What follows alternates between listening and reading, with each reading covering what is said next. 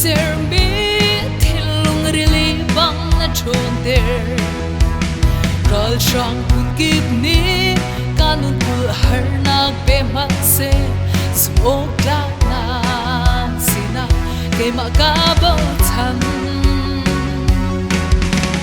đi chung a thi kha bil man ni ka phang ti lai lo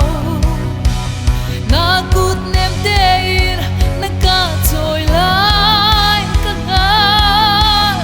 ani khat na kin tu ni tiang kai lai ya na tra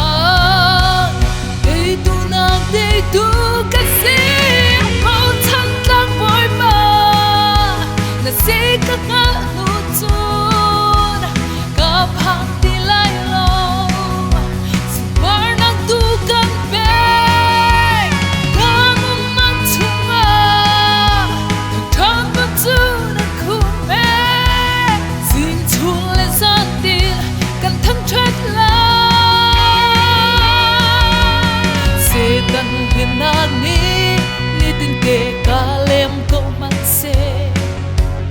Dei tu nun sina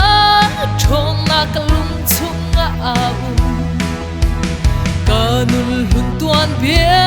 chiam se za dinga ti lo vai lam chunga tuan bia her chuna chel chang đi chunga thi kha bil mat ni ka phang ti lai lo na kut nem te na ka choi lai ka nga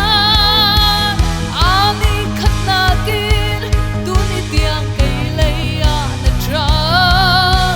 dei tu na dei tu ka se mo chan lang boy ba na se ka nga nu chun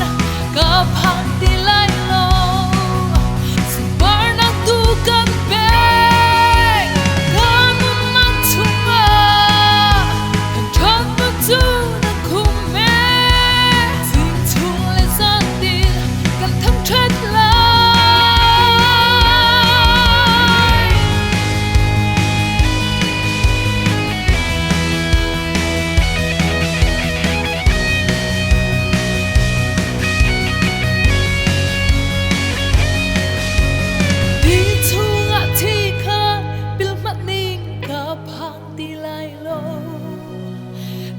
Good name day in the God's